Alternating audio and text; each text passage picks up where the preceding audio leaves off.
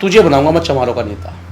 अच्छा, ये शब्द कप्तान साहब के थे। मैंने कप्तान साहब, बात इसमें नेता की नहीं है, एक बहन के न्याय के लिए हम आए थे। साले तेरे मुंह पे जूता मारूंगा। रोड कोई नहीं जाम करेगा, इसको ले जाइए साले को।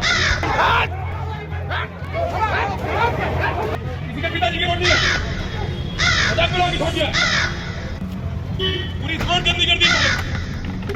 तो जो आप उनके इन शब्दों को पकड़िए कि ये दलित है, शेड्यूल कास्ट है या छूत है, उन्होंने कहा इसके साले की टूनिंग देखो, ये शब्द काटना मत, इस साले की टूनिंग देखो, इसका दिमाग ठीक करो। इधर से फिर जो इधर से इधर से 7-8 पुलिस वाले, लेफ्ट राइट से 7-8 पुलिस वाले, थप्पड़, डंडे, लात, घूंसे, कोनी, मैं इतना मारा कि मैं नीचे फर्श पे गिर गया था। फिर मुझे अंदर, मैं घसीट के बल, अगर कैमरे वहां पर हैं तो चेक कराए जाएं, मैं घसीटता हुआ पीछे गया जहाँ डॉक्टर ने इंजेक्शन लगाया। फिर मुझे 20 मिनट बाद होश आया। हम मुझ में लाठियां मारी गई, कपड़े तार। मैं मना करता रहा कि सर आप मुझे कपड़े क्यों उतरवा रहे हैं, मैं कोई आतंकवादी नहीं हूँ, मैंने कोई मर्डर नहीं किया, मैं कोई देशद्रोह वाला एक्टिविटी में नहीं हूँ, मैं अपनी बहन का न्याय मांगने आया हूँ। 6 डिग्री दी गई, नंगा करके मारना, गाली गलौज, लात, घूंसे, आंख में पानी मारना, बीच में बैठा देना, बाल पाड़ देना, मुर्गा बनाने का प्रयास करना, गुप्त अंगों में लाठियां लगा देना। पानी मांगा तो पानी था, बोतल में पेशाब था, जो स्पेशली मेरे साथ किया गया। मेरा अंडर में उतरवा दिया गया, मेरा बलियान उतरवा दिया।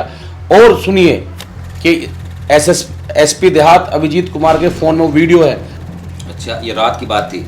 ये घटना के जब थप्पड़ मार करके वैन में डाला गया, वैन एसएसपी ऑफिस पहुंची, वहां पर ये घटना है। उसके बाद फिर हमें थाने लिया गया। वो काली रात ऐसे लग रही थी जैसे 100 साल की एक रात बन गई हो, काटनी मुश्किल हो रही थी। पानी मांगा तो बोतल में पता नहीं क्या था, वो पेशाब था क्या था, उसे पीने पे मजबूर किया गया। तो इसलिए मैंने कहा कि मेरी जान को खतरा, ये मेरी हत्या करा सकते हैं एसएसपी अविनाश पांडे, एसपी देहात, क्योंकि मैं कानूनी लड़ाई लड़ रहा हूँ। इनके पास बहुत सारे बदमाश हैं।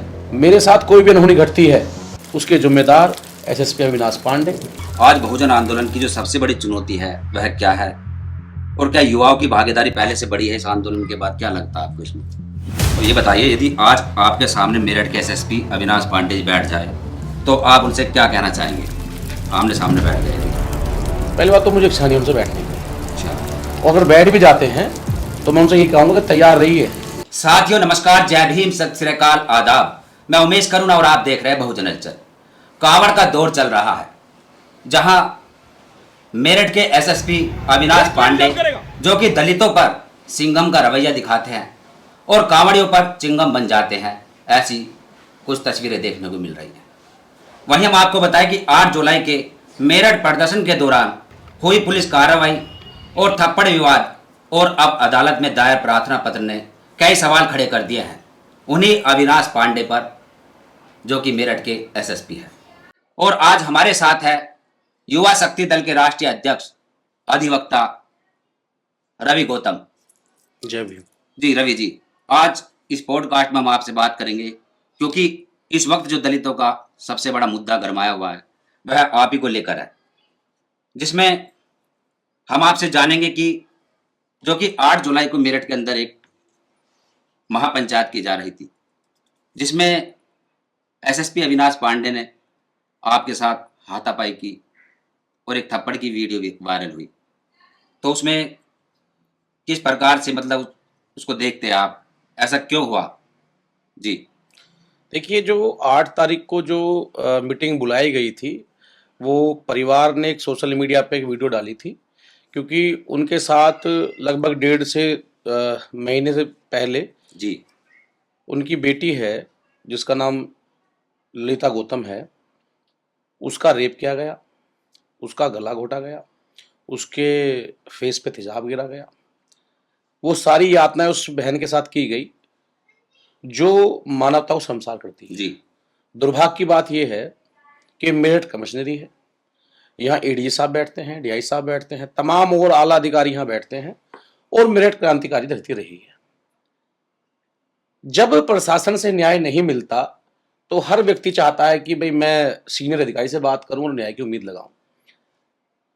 जो यहाँ पर एसपी देहात हैं अभिजीत कुमार, पीड़ित परिवार लगातार जब से उस बहन के साथ ये दरिंदगी की गई, उसकी मृत्यु हो गई, उसकी हत्या कर दी गई, लगातार वो संपर्क में था। जो एसपी देहात हैं उन्हें ज्ञापन देना, बात करना, और 2-3 बार वो परिवार मिल भी चुका था।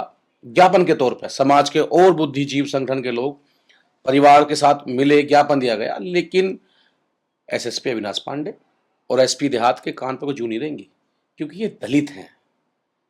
और दलित में भी ये वो लोग हैं जिनका लोहा अंग्रेजों ने माना, भीमे कोरेगांव में माना जी, और आज भी लोहा माना जाता है। ये वो दलित नहीं है जो झुककर तुम्हारी जूती उठाएंगे, ये तो वो दलित है जो सिर पे जूता मारेंगे। तो वो आज आंदोलन करने आ गए कलेक्ट्रेट पर, पीड़ा तो होती जी। तो जो लोग वहां पहुंचे उस बहन को न्याय दिलाने के लिए, बिल्कुल षड्यंत्र के तहत हमारे भाइयों को, हमारे समाज को मारा गया। संविधान लागू होने के बाद, और जितनी नॉलेज में रखता हूं, कभी भी डीएम कार्यालय के गेट 24 घंटे 7 डेज खुले रहते हैं, कभी बंद नहीं हो सकते, चाहे वहां एक सिपाही मिले। अगर संडे का दिन भी है तो ज्ञापन देने के लिए एसडीएम या कोई गेस्ट हाउस से लगाया जाता है। उस दिन क्यों बंद किए गए? क्या कोई घटना जनरल डायर वाले का अंजाम देना था, या कोई राजनीतिक तार ऐसे जुड़े हुए थे जो एसएसपी साहब खुश कर रहे थे अपने आला अधिकारियों को? क्या सीएम साहब को खुश किया जा रहा था कि हमने मुसलमानों को तो यहां कह दिया कि साले रोड पे नमाज मत पढ़ना, मारेंगे पीटेंगे, मुकदमे लिख देंगे, मकान ढा देंगे। अब नंबर दलितों का है जो लगातार आवाज उठ रही है कि अब मुस्लिम नहीं, अब दलितों पर काम करो, और दलितों में उन लोगों पर काम करो जो आवाज उठाते हैं, जो गुलामी बर्दाश्त नहीं करते। ये वही किया गया। क्यों डीएम के दरवाजे बंद किए गए?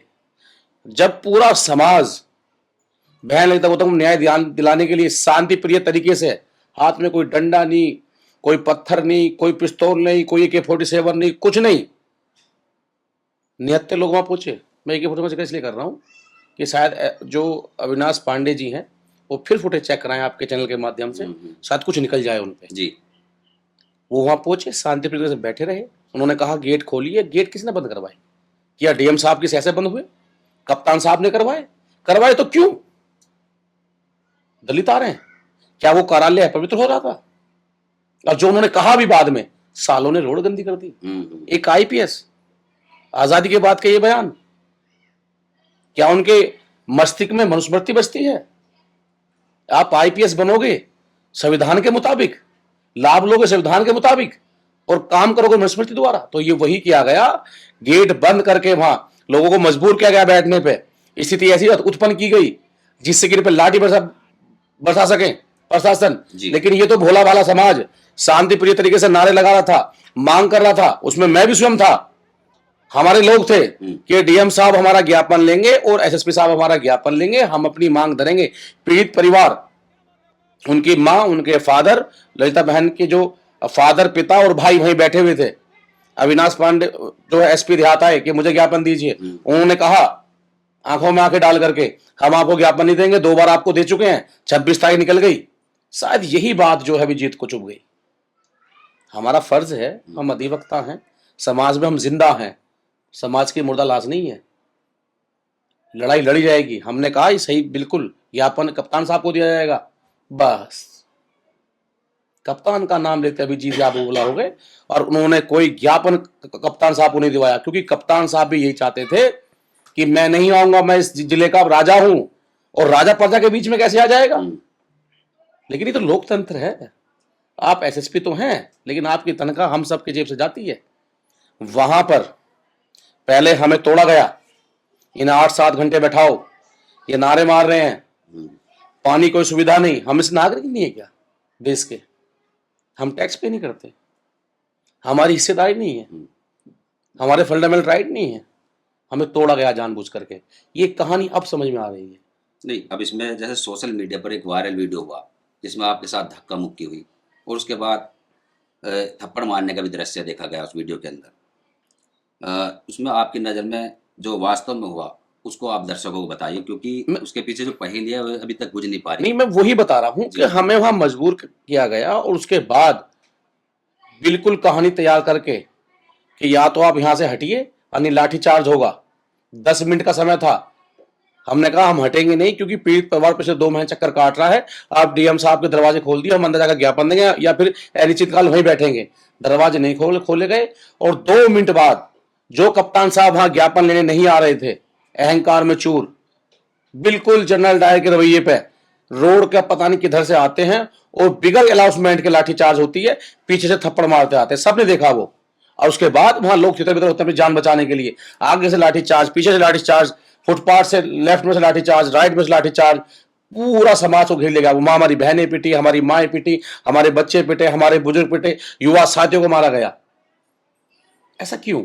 उसके बाद जब वहां पर हमने कहा कि हम नहीं भगेंगे, समाज की आवाज उठाई जाएगी, वो आंदोलन होते हैं।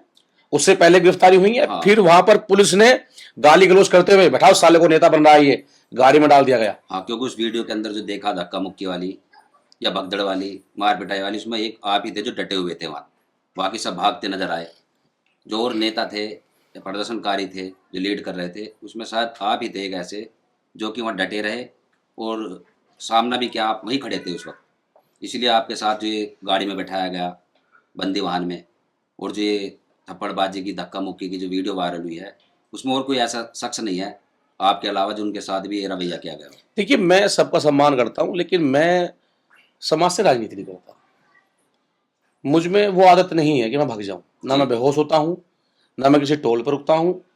जो एक बार जवान दे दी तो मर जाऊंगा, कौम के लिए, समाज के लिए, पीछे नहीं हटूंगा।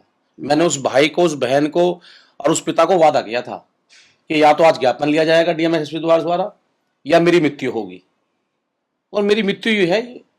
उन्होंने मुझे गाड़ी में चढ़ा कर गाली गलौज, उसके बाद सब लोगों ने देखा कि किवाड़ खोल करके साला नेता बन रहा है, गाड़ी में अंदर 5-7-10 थप्पड़ मारे, मेरा गला घोटने का प्रयास किया गया जी।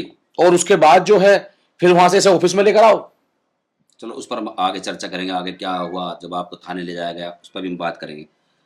उस घटना का जो आप पर व्यक्तिगत असर पड़ा है, जैसे कि मतलब अपना स्वभाव होता है कि टूट जाता है आदमी, ये क्या लगा आपको? देखिए, अंदर से एक आवाज आ रही है, मैं सो नहीं पाता हूं रात को। जो मुझसे पहले मेरे समाज पर थप्पड़ मारे गए, जब आपने देखा होगा वो लड़के वहां खड़े हुए हैं बेचारे निहत्थे, हाथ में बहन ललिता गौतम के कटआउट हैं, बाबा साहब कटआउट है। जब वो थप्पड़ मारे गए तो बाबा साहब कटआउट नीचे गिर गए। हम्म, आज और धर्म के लोग, उनका झंडा गिर जाए उस पर दंगे हो जाते हैं। हम अपने बाबा साहब का अपमान सह लेंगे? अपनी जान बचाने के लोग तितर बितर हो रहे थे, वो बाबा साहब कटआउट गिर गया। तो वो चीजें मुझे झंझोड़ रही हैं, वो सवाल कर रही हैं, समाज सवाल कर रहा है कि ये लड़ाई कब पूरी होगी। दुख है, पीड़ा है, लेकिन टूटा नहीं हूं, झुका नहीं हूं, गर्दन कटवा लूंगा, समाज का अपमान नहीं सहूंगा। हम्म, हमारी हार हमारी मृत्यु है। अगर मृत्यु आ गए तो हार गए, अन्यथा हार नहीं सकते। कौम का शोषण बर्दाश्त नहीं, चाहे स्थिति कुछ भी हो। और जो आप लोगों ने देखा वो तो मात्र 2% था। उसके बाद जो हमारे आंदोलनकारियों को अंदर मारा पीटा गया, स्वयं हमारे साथ जो 3rd डिग्री दी गई, नंगा करके मारना, गाली गलौज, लात घूंसे, आंख में पानी मारना, बीच में बैठा देना, बाल पाड़ देना, मुर्गा बनाने का प्रयास करना, गुप्त अंगों में लाठियां लगा देना, पानी मांगा तो पानी था, बोतल में पेशाब था, जो स्पेशली मेरे साथ किया गया। हम आंदोलनकारी हैं साहब, हम अपनी बहन के न्याय की मांग कर रहे थे। साथियों, आपको हम बता दें कि ये रवि गौतम, जिनको हम लगभग सन 2017 से जानते हैं, जब आपके हम संपर्क में थे नेशनल दस्तक में, वही बेबाक बोल इनके उस वक्त थे, वही आज है, और अभी भी टूटे नहीं। जो हमने इनके व्यक्तिगत स्तर पर पूछा कि आप पर क्या असर पड़ा, इनकी बातों से लग रहा है कि अभी भी ये डटे हुए हैं और आगे भी ऐसे ही संघर्ष करते रहेंगे। आपके अनुसार जो पुलिस की सबसे बड़ी चूक हुई और क्यों हुई, उस पर क्या कहेंगे? आपको क्या लगता है कि पुलिस की तरफ से क्या चूक हुई ऐसी? देखिए, अगर 1960 पुलिस एक्ट का पढ़ा हो कप्तान साहब ने या पुलिस के उन सभी लोगों ने जो वहां खड़े हुए थे, हम आंदोलन कर रहे थे।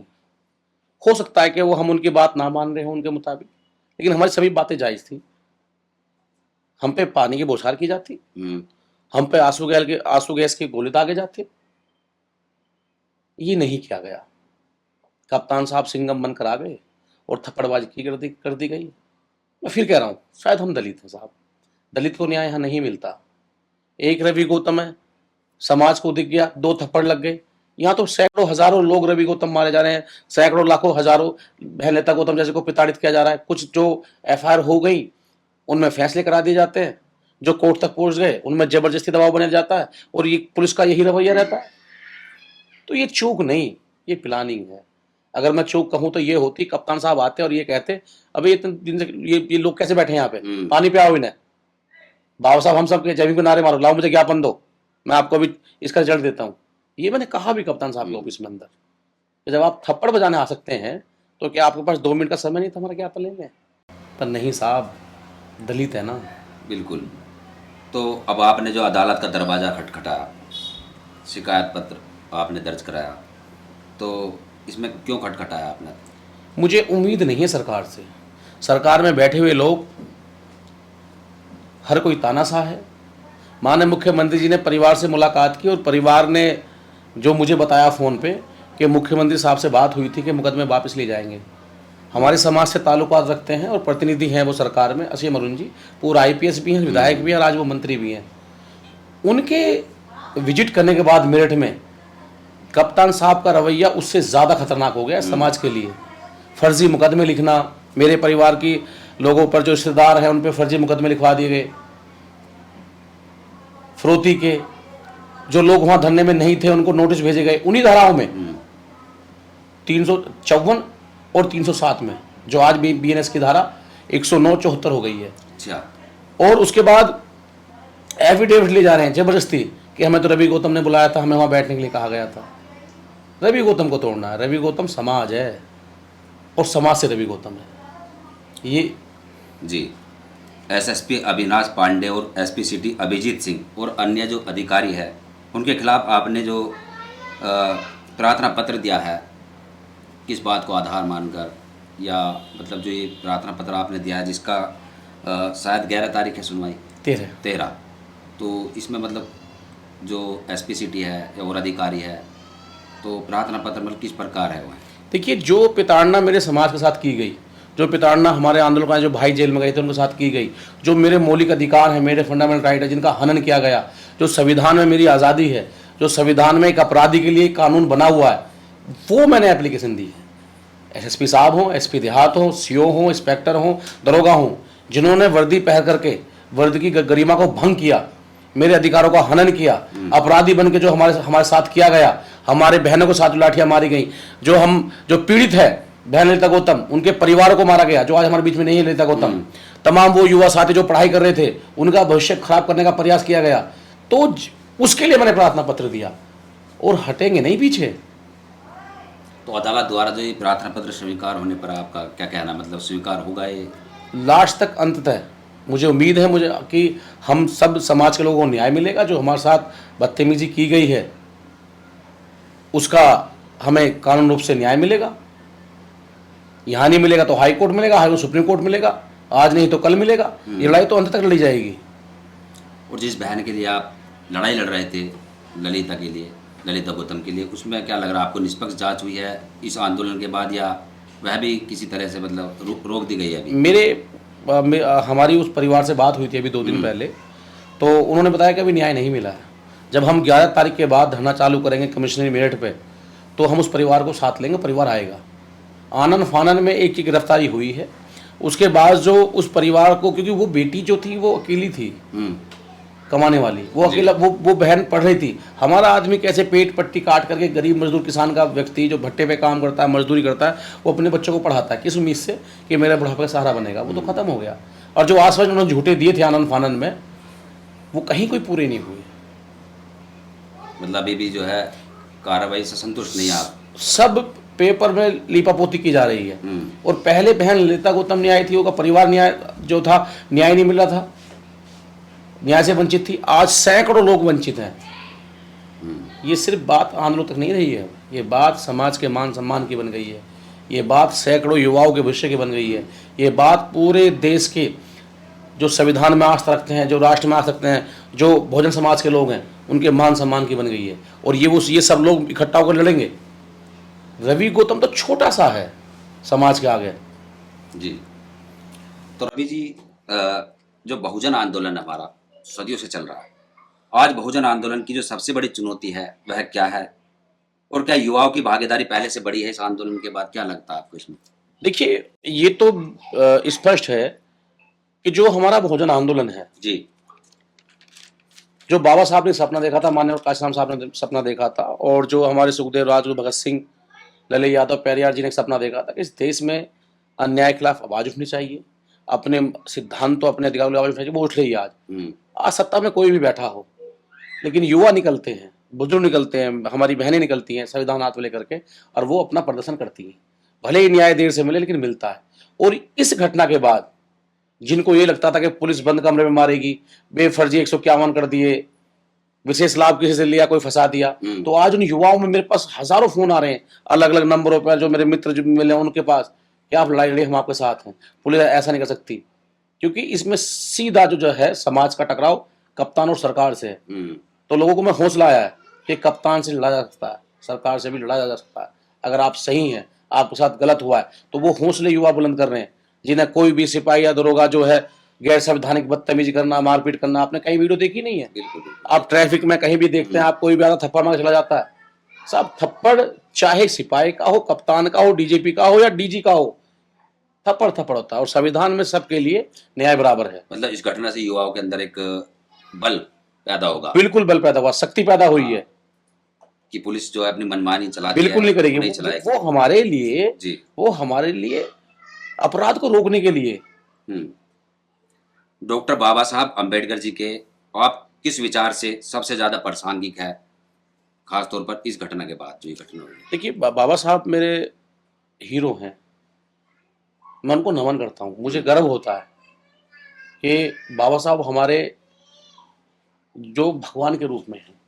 अगर वो ना होते तो आज हम यहाँ ना होते। और सबसे ज़्यादा प्रभावित हूँ मैं उनकी उन बातों से कि जो बाबा साहब कहते थे कि न्याय करने से ज़्यादा अन्याय का ज़्यादा अन्याय सहने वाला ज़्यादा है। हाँ, अपराधी है। हाँ, जुर्म करने वाले से जुर्म सहने वाला ज़्यादा अपराधी है। जी जी। तो जो जुर्म के खिलाफ आवाज उठाता है वो अम्बेडकरवाद है। जो जुर्म को सहन नहीं करता वो अम्बेडकरवाद है। और आज बड़ी खुशी होती है जो लोग बाबा साहब को ना भी मानते हो, हालांकि आज कोई बचा नहीं है, लेकिन जब वो अपने न्याय की बात करते हो, किसी रूप में करें, कहीं भी करें, किसी समुदाय के लोग हो, तो समझ लो उनके अंदर से बाबा साहब की आवाज आ रही है। जी। और उसके बाद सबसे अच्छा रास्ता जो बाबा साहब ने कलम का दिया है। आप तलवार से 1000 सर काट सकते हैं, कलम से आप लाखों को, मनुवादियों के लाखों लोगों को अलग कर सकते हैं। तो कलम का सहारा लेना चाहिए। कप्तान साहब ने जो मनुस्मृति से थप्पड़ बजाए, लाठियां मारी, मेरे भाई जो छोटा है वो हर साथ साथ रहता उसको मारा, हमारे और भाइयों को, आंदोलकारियों को मारा। हम नहीं करेंगे साहब ऐसा कुछ, हमें ताकत ही नहीं है। हमें तो कलम की ताकत है। बाबा साहब ने हमें कलम का रास्ता दिया है, हम तो कलम से लड़ेंगे। जी। अब हम आपके जो कुछ व्यक्तिगत लाइफ के बारे में सवाल करेंगे कि क्या कभी आपको ऐसा लगा कि जैसे दबाव के कारण दबाव भी बनाया जा रहा है शायद आपके ऊपर, कि इस लड़ाई को यहीं छोड़ देना चाहिए, क्योंकि जो आपके ऊपर ये जो अभद्रता की गई थी एसएसपी द्वारा, उसके बाद पुलिस कस्टडी में, थाने में ले जाकर भी आपको शायद जो कि कुछ आपकी तरफ से बातें आई है सामने कि पीटा गया है, नग्न करके भी आपको पीटा गया, प्रताड़ित किया गया है। इस बारे में देखते हुए आपको लगा कि टूट गए हो आप, या इस लड़ाई को यहीं छोड़ देना चाहिए दबाव बनाते हुए? इस बारे में बताइए। सबसे पहले तो ये बताइए आप कि क्या क्या आपके साथ हुआ। देखिए, जब कप्तान महोदय ने वैन में मारा कि इसे ऑफिस लेकर आओ, ऑफिस में लाओ इसे, जब मैं वहाँ पहुँचा तो उसके बाद जो है वहाँ पर हमारे 2 साथी और बुला लिए गए। एक छोटा भाई है मेरा, अरविंद गौतम, और एक साथी और थे हमारे, वो बुला लिए गए। कप्तान साहब ने फिर मुझे गाड़ी में अकेले बुलाया, अंदर केबिन में गया, और जाते इन्होंने मुझसे ये कहा, तुझे बनाऊंगा मैं चमारों का नेता। अच्छा। ये शब्द कप्तान साहब के थे। मैंने, कप्तान साहब बात इसमें नेता की नहीं है, एक बहन के न्याय के लिए हम आए थे। साले तेरे मुंह पे जूता मारूंगा। तो जो आप उनके इन शब्दों को पकड़िए कि ये दलित है, शेड्यूल कास्ट है या छूत है, उनके शब्दों में ये क्यों बोल रहा है, क्यों न्याय की मांग कर रहा है, इनका मनोबल डाउन करो, कल कोई कहीं और बात ना करें। अच्छा। और जब मैंने उसे सवाल करे कि साहब मेरे अधिकार है, मैं अपनी बहन के लिए आवाज उठा सकता, बस फिर जनरल डायर के रूप में वो आए। उन्होंने कहा इसके साले की टूनिंग देखो, ये शब्द काटना मत, इस साले की टूनिंग देखो, इसका दिमाग ठीक करो। इधर से फिर जो इधर से 7-8 पुलिस वाले, लेफ्ट राइट से 7-8 पुलिस वाले, थप्पड़, डंडे, लात, घूंसे, कोनी, मैं इतना मारा कि मैं नीचे फर्श पे गिर गया था। अच्छा। मेरा पथरी का दर्द हुआ। मैंने कहा साहब मुझे पथरी है, मेरा दर्द हो रहा है। फिर वो मुझे मारते रहे। मैं फर्श पे लौट गया। जब उनको लगा कि अब अधमरा हो गया, जब मुझे इंजेक्शन लगाया, वो इंजेक्शन मुझे ठीक करने के लिए नहीं था, अच्छा रिलैक्स नहीं, इसको होश आएगा फिर मारेंगे इसे, और वही हुआ। जब ये मारपीट चलती रही तो वहां एसपी सिटी, एसपी देहात, एडीएम सिटी, सोम्या अस्थाना और तमाम वो हंस रहे थे। अच्छा फिर मुझे अंदर, मैं घसीट के बल, अगर कैमरे वहां पर हैं तो चेक कराए जाएं, मैं घसीटता हुआ पीछे गया जहां डॉक्टर ने इंजेक्शन लगाया। फिर मुझे 20 मिनट बाद होश आया, तो उसके बाद फिर अभिजीत एसपी देहात आए कि मैं तेरे से पर्सनल खुन्नस निकालूंगा, और वही उन्होंने किया। फिर वो मुझे एसएसपी ऑफिस के पीछे लेके गए, वहां मुझ में लाठियां मारी गई, कपड़े तार। मैं मना करता रहा कि सर आप मुझे कपड़े क्यों उतरवा रहे हैं, अच्छा मैं कोई आतंकवादी नहीं हूं, मैंने कोई मर्डर नहीं किया, मैं कोई देशद्रोह वाला एक्टिविटी में नहीं हूं, मैं अपनी बहन का न्याय मांगने आया हूं। उसके बावजूद भी नहीं माने, मेरे पूरे मुझ पर लाठी मारते रहे। मजबूरन मुझे अपने कपड़े उतारने पड़े। मेरा तन पे एक कपड़ा नहीं था, मेरा अंडर उतरवा दिया गया, मेरा बलियान उतरवा दिया। और सुनिए कि एसपी देहात अभिजीत कुमार के फोन में वीडियो है, आईफोन है उसके पास, अच्छा उसमें वीडियो बनवाई गई कि इसे नोएडा गाजियाबाद वायरल करो, और जहां जहां मैं पोस्टेड रहूंगा इस वीडियो को वायरल करो, तुझे मैं नेता बना दूंगा, और आज के बाद दिख मत जाइयो। जब मैं अधमरा हो गया, जब मुझे छोड़ के गए, वहां से जब मैं ऑफिस में आया तो देखा वहां जो मुरादाबाद से एक लड़का था हमारा साथी, उसको मारा गया, छोटे भाई को मार रहे हैं। और फिर ने कहा इनको लेकर जाओ। अच्छा, ये रात की बात थी। ये घटना के जब थप्पड़ मार करके वैन में डाला गया, वैन एसएसपी ऑफिस पहुंची, वहां पर ये घटना है। उसके बाद फिर हमें थाने लिया गया, हमारा मेडिकल कराया गया। जो हमारी चोट हमने बताई तो उनको भी मेडिकल में अनसुना करवाया गया पुलिस द्वारा। अच्छा और फिर हमें थाने लाया गया, थाने में फिर हमारे साथियों को टॉर्चर किया गया। और मुझे तो, मैं तो ये आज तक नहीं समझ पा रहा हूं, मेरी पहला ज्ञापन है एसएसपी साहब से, एसपी देहात साहब से, उन्होंने तो बड़ी बदतमीजी की।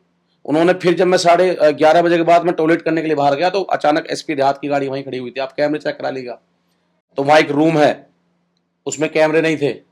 फिर मुझे वहां मारा गया मेडिकल के बाद, 8-10 थप्पड़ मारे, लाठियां मारी कि साले तुम्हें गर्मी छिड़ रही है, तुम्हें कौन न्याय देगा, तुम उसके न्याय के लिए आए थे। अच्छा अधिवक्ता बताया तो पिटाई, साहब मैं संगठन चलाता हूं तो पिटाई।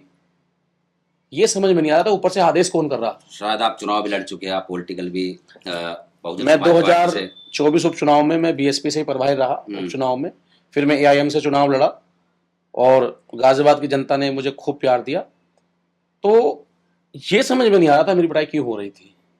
उसके बाद हमारे सभी साथियों को रात भर ऐसा टॉर्चर किया जा रहा था जैसे हम आतंकवादी हों, हमारी आंखों में पानी मारा जा रहा था, ये सोए ना बिल्कुल भी। जो भी वहां पुलिस वाला था, जो मैंने नाम दर्ज कराए हैं अपनी एप्लीकेशन में, ये तो वही है ना, हम जाट होते साहब।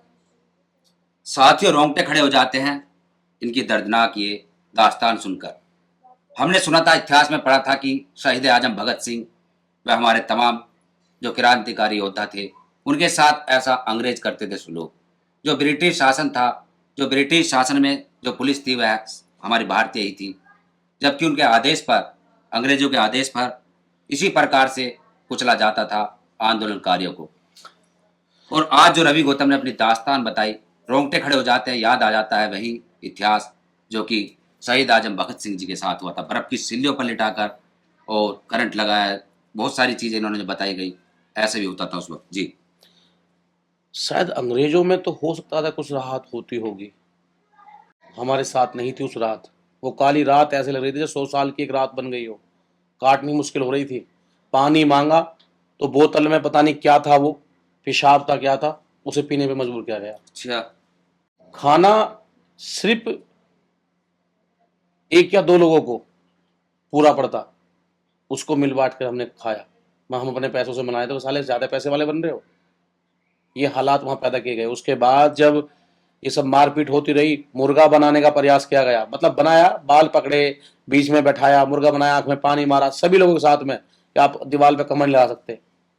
और फिर ये कहा गया अगर बाहर किसी कुछ भी कहना मीडिया के आगे तो सबके तुम्हारे एड्रेस हैं। उसके बाद फिर हमें जब जेल भेजा गया तो जेल में हमारा मेडिकल नहीं हुआ और हमें फिर अलग अलग जिलों में रवाना कर दिया गया। मुजफ्फरनगर जेल में मेडिकल हुआ, उसके हम कॉपी मंगवा रहे हैं, जब जाके वो चोटें नोटिस हुई। आज ऐसा लगता है कि अंग्रेजों से लड़ना तो आसान है, देश के बाहर बैठा व्यक्ति जो देश को तोड़ना जानता है, चाहता है, उससे तो हम लड़ सकते हैं। जो देश में बैठे हुए जाति हुए भेड़िए, जो इंसान को इंसान नहीं समझते, सिर्फ जातिवाद के निगाह से देखते हैं, उनसे लड़ना मुश्किल है। और ये आपको किसी सिस्टम में कहीं बैठे मिल जाएंगे। जिसका जीता जागता उदाहरण मेरठ के एसएसपी हैं साहब। हम पुलिस का काम करने गए थे, पुलिस अपराधी को पकड़ नहीं रही थी, सोमेश थाना अपना काम नहीं कर रही थी। जैसे परिवार ने बताया कि विशेष लाभ लिया था उन्होंने अपराधियों से, इसलिए एक व्यक्ति को बचाया गया। जो बात हम कह रहे थे कि एक व्यक्ति इसमें फरार है, वो किसी सरकारी ड्यूटी में है, उसको वहां से निलंबित कर उसको जेल भेजा जाए, बाद में क्यों भेजा फिर? जिसको डीआई साहब ने भी कहा कि उसकी जांच ऐसी हो रही थी जैसे कोई चोर की जांच होती है। आरोपी क्या ऐसा लाभ मिला सोमेश थाना जी को, कप्तान साहब को, जो हम पे लाठियां मारी गई, भांजी गई, हमें नंगा करके मारा गया, हमें पेशाब पिलाया गया, हमें गाड़ी में मारा, जिसका जहां मौका मिल रहा था मार रहे थे, मनोबल डाउन कर रहे थे। मैं आपके चैनल के माध्यम से कहना चाहता हूं, कप्तान साहब, समाज का एक एक कार्यकर्ता जो समाज सेवा करता है, और रवि गौतम का कोई भी कार्यकर्ता ना आज झुका है, ना कल झुकेगा, ना आने वाले समय में झुकेगा। और इस बात का ध्यान रखिए, ये लड़ाई कौम की है, रवि गौतम की व्यक्तिगत लड़ाई नहीं है। रवि गौतम को तो आप जहां का वहां बुला लो और लड़ लो, कोई आपत्ति नहीं है, लेकिन ये कौम की लड़ाई है। इसे संवैधानिक रूप से लड़ा जाएगा और आपको एहसास कराया जाएगा। मैं फिर कह रहा हूं, आप 60 साल तक समाज के लगे वो थप्पड़ जो आपने स्टार्ट में मारे थे निहत्थे लोगों को, वो आपको सोने नहीं देंगे, और आपको रिटायरमेंट के बाद भी इस बात का एहसास रहेगा। और जो आपके जैसे लोग हैं सिस्टम में बैठे हुए, जो आज भी मनुस्मृति को मानते हैं, सोचते हैं कि हम इस संविधान से चलेंगे, इस संविधान आपको कानून के शिकंजे में ऐसा कसेगा कि आप आने वाली पीढ़ियों से कह जाएंगे कि जब भी किसी पोस्ट पर हो तो संवैधानिक रहना, गैर संवैधानिक काम मत करना। जी हाँ रवि जी, जैसे आपका भी परिवार है और परिवार ने इस पूरी लड़ाई को, पूरे प्रकरण को बहुत ही बारीकी से देखा, नज़दीक से देखा, तो परिवार के लोग क्या कहते हैं इसमें, कि लड़ाई को छोड़ देना चाहिए, कि बेटा घर पे रहो और इन चक्करों में मत पड़ो, इस तरीके की बातें भी आई? क्योंकि अक्सर ऐसी बातें आती है। यूं तो मेरे बहुत सारे भाई हैं, पूरा समाज मेरा अपना है। अच्छा। हाँ, मेरा छोटा भाई है, वो साथ रहता है हमेशा, लेकिन मैं अकेला हूँ। तो साथ मैरिड भी हो? मैं सिंगल हूँ। अच्छा, सिंगल हो आप अभी? मम्मी दुखी रहती है। मैं बहुत मिडिल क्लास से हूँ, छोटा सा किसान हूँ, और मैं घर भी नहीं जा पाता, 2-2 3-3 साल हो जाती हैं, और समाज के लिए हमेशा तैयार पर रहता हूँ। कभी मैं अपने घर पे जाने का प्रयास करता हूँ, अचानक कोई मैसेज आया, भाई साहब वहाँ घटना हो गई है, तो मुझे लगता है कि मुझे वहाँ पहुँचना बहुत जरूरी है। मन से गवाही आती है कि अगर ना पहुँचा तो कुछ छूट रहा है, यहाँ की आवाज़ उठानी चाहिए। कोई आस में बैठा रहता है। तो मेरी माँ दुखी हुई, अच्छा, कितना मारा गया, पीटा गया, उन्हें पता भी नहीं है। मम्मा थोड़ी कम पढ़ी लिखी हैं, एंड्रॉइड फ़ोन भी नहीं है, तो लोगों ने बताया कि ऐसा ऐसा हुआ है।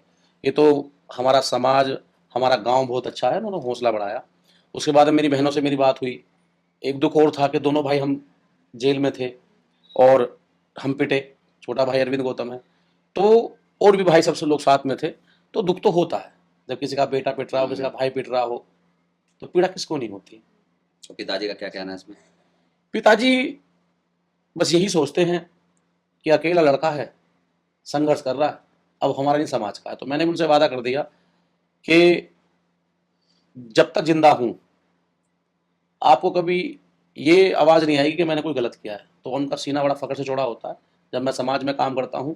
तो जब लोग जाते हैं कि रवि गौतम आपका बेटा है, और मुझे ये सौभाग्य प्राप्त हुआ कि मैंने अपनी माँ और बाप, अपनी माँ से जन्म लिया, जो माँ शेरनी है मेरी, जो मुझे कहती तो है इसके बाद क्या होगा, मैंने कि नया सवेरा होगा, नया एक आंदोलन होगा, फिर किसी बहन को न्याय दिलाएंगे। विवाह की भी चिंता रहती होगी माता को?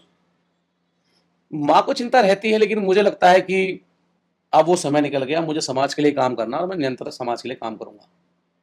जी, तो अब कुछ आपसे तीखे सवाल करेंगे। कुछ लोग कहते हैं कि ऐसे प्रदर्शन राजनीति रंग लाने के लिए होते हैं, आप इस आलोचना का कैसे जवाब दोगे? क्योंकि अब से पहले जो ऐसे प्रदर्शन हमने देखे, बहुत सारे, सहारनपुर का हो जाए, तो वह लास्ट में जाकर मतलब अपनी राजनीति चमकाई उन्होंने। देखिए, इन आलोचनाओं पर देखिए, हम तो शुरू से लेकर आखिरी तक युवा दल समाज संगठन है, और आखिर तक समाज संगठन रहेगा। रही बात राजनीति की, लोग अपने हर आंदोलन में अपना अपना एक स्वार्थ ढूंढते हैं। मैंने तो समाज में अपना स्वार्थ ढूंढा है, समाज सेवा करना। रही बात लोगों को राजनीति करने की, तो जिसको करनी है वो करो, मुझे कोई फर्क नहीं हालांकि पड़ता। राजनीति गलत चीज नहीं है, आप भी चुनाव लड़े हैं, बाबा राजनीति साहब का- बाबा साहब बाबा साहब ने हमें राजनीति करने का मौका दिया, माननीय काशीराम साहब ने हमें करना सिखाया। जी और साहब कहते थे कि राजनीति वो चाबी है जो हर ताला खोल सकती है। लेकिन आंदोलन समाज में ये दिखाता है कि तुम्हारा सच्चा नेता कौन है, कौन? तुम्हारा सच्चा समाज सेवक कौन है। मैं उन भाइयों की आलोचना नहीं कर रहा, जब सिर पर लाठियां पड़ रही हो, जब मारा जा रहा हो, तो कौन नहीं भगेगा। हम्म, लेकिन जो वादा मैंने अपनी बहन नेता गौतम के पिताजी से किया था कि अंततः मैं नहीं भगूंगा, तो मैं नहीं भगा। अब इसमें जैसे राजनीति की बात तो अलग हो गई, क्योंकि राजनीति कोई गलत चीज़ नहीं है, राजनीति में भी अगर आप स्टंट करना चाहेंगे तो वो अलग बात है। अब इसमें जो पुलिस प्रशासन है, उनका कहना है कि कानून व्यवस्था बनाए रखने के लिए उन्होंने ऐसा किया जो कि आप अपने गले में फांसी का फंदा भी डाल रहे थे, इसलिए कार्रवाई की। तो आप उनके जवाब में क्या कहेंगे आप? देखिए, जो फांसी का फंदा है, वो जब अविनाश पांडे मुझ पर थप्पड़ थप्पड़ बजा रहे थे, मेरी सुन नहीं रहे थे, तो पल भर के लिए मुझे लगा कि मेरे समाज का सम्मान चला गया, अब जीने से कोई फायदा नहीं है। तो पहले उन्होंने मुझे मारा, पीटा, मेरा गला दबाया, थप्पड़ मारे, वो सबने देखा। उसके बाद मुझे लगा, जो पल भर का होता है ना एक, कि हमारे समाज का पूरा सम्मान चला गया, हम यहाँ आराम से बैठे हैं, हमने कोई पथराव नहीं किया, कोई हमने गलत नारेबाजी नहीं की, अपने न्याय की बात करी, उसके बाद भी हमें मारा जा रहा है, तो जिंदा रहकर क्या करेंगे। वो पल भर के लिए महसूस हुआ कि जिसे संविधान के दम पर कलम की ताकत मिलती है, और वही तानाशाह बन जाए। अच्छा, इसलिए जो था ये पुलिस अपना जो सफाई दे रही है कि हमने जो ये प्रदर्शन कर रहे थे माहौल बनाने के लिए ऐसा किया। पुलिस तो गाजियाबाद में मेरे पे 2 मुकदमे वो भी धरने गए हैं, उनमें मुझे 302 का अपराधी बना रही है। मैं उसके लिए 540 से मुकदमा कराने जा रहा हूँ 13 तारीख को। अच्छा, कप्तान साहब तो ऐसे पीछे पड़े हुए हैं जैसे मैं कोई आतंकवादी। शुक्र है मैं मुसलमान नहीं हूँ, अरे मुझे पाकिस्तान, बांग्लादेश, ऐसा ऐसे जोड़ देते हैं लोग। अच्छा, जब मुझ पे मेरे जो जो जो आंदोलन के मुकदमे हैं, आप देखिए ना कप्तान साहब का 8 तारीख का टूट देखिए, उसमें साफ लिखा हुआ है आईपीसी की धारा 302 का मुजरिम है रवि गौतम। पहला मुकदमा 439, दूसरा मुकदमा 440, 302 का मुजरिम है। मुझसे कहा गया अंदर, तो जिला बदर है, तो 302 है, तो काहे की कप्तानी कर रहे हैं पुलिस। अच्छा, एसएसपी महोदय, जिन्हें ये नहीं पता कि इसमें कितने मुकदमे हैं, क्या संगठन का नाम है, एलआईयू ने रिपोर्ट दे नहीं पा रही है। बस रवि गौतम को, उसके समाज को, समाज के लोगों को इस आंदोलन में दबाना है, चाहे फर्जी वाइट देनी हो, चाहे झूठ बोलना हो। मरीना गैंग से जोड़ दिया गया, ये कौन सा गैंग है। तो इसलिए मैंने कहा कि मेरी जान को खतरा, ये मेरी हत्या करा सकते हैं एसएसपी अविनाश पांडे, एसपी देहात, क्योंकि मैं कानूनी लड़ाई लड़ रहा हूं। इनके पास बहुत सारे बदमाश हैं जो चाहे पुलिस के बल पर झूठे मुकदमे लगा जेल भेजना या मेरी हत्या कराना। और मैं आपके चैनल के माध्यम से कह रहा हूं, मेरे साथ कोई भी अनहोनी घटती है, उसके जिम्मेदार एसएसपी अविनाश पांडे, एसपी देहात अभिजीत कुमार, थाना सिविल लाइन के इंस्पेक्टर सौरभ शुक्ला, जिन्होंने कहा था कि 10 मुकदमे चल रहे 11 13 एनकाउंटर से। उसके बाद जो लाठियां मार रहा था विकास कौशिक, और जो हमारा मानसिक रूप से हमें पिताड़ना दे रहा था एसआई उदय प्रताप, और तमाम बहुत सारे लोग हैं। सौम्य अस्थाना तो हमें गाली दे रही थी एसएसपी के सामने बैठ करके, सालों को इन्हें क्या पता। ये देखो वीडियो, ये लड़की खुद बैठ कर जा रही है। अरे वो बैठ के जा रही है, हमने एप्लीकेशन दी, उसका मर्डर हुआ, रेप हुआ है, तो उसका मतलब कोई के साथ बैठ उसको मार देगा क्या। ये बहन बेटी वाले नहीं है। कोई किसी की बहन के साथ बैठ के जा रही है, क्या है क्या नहीं है, तो उसका मर्डर करता है, उसको हत्या कर देगा। जातिवाद, हीन भावना। और ये लास्ट समय है, मैं आपके चैनल से माध्यम कहना चाहता हूं, समाज के लोगों, खड़ो, उठो, संघर्ष करो, अन्य वो दौर दूर नहीं है, आगे मटका पीछे झाड़ू, तुम्हारी परछाई से लोग डरेंगे। ये इसलिए हम 11 तारीख के बाद, 11 अगस्त के बाद एक महाआंदोलन की आंदोलन की तैयारी कर चुके हैं, और वो होगा। अच्छा, समाज करेगा। पुलिस वालों पर गंभीर चोट के भी मुकदमे बनाए, आपने लड़कियों के साथ छेड़छाड़ की जो प्रदर्शनकारी हमारी बहनें थी, इस प्रकार के मुकदमे बनाए, यानी काफ़ी धाराएं बढ़ाई गई, जबकि कोई ऐसी फुटेज नहीं है, कोई ऐसा कहीं भी कोई सबूत नहीं है।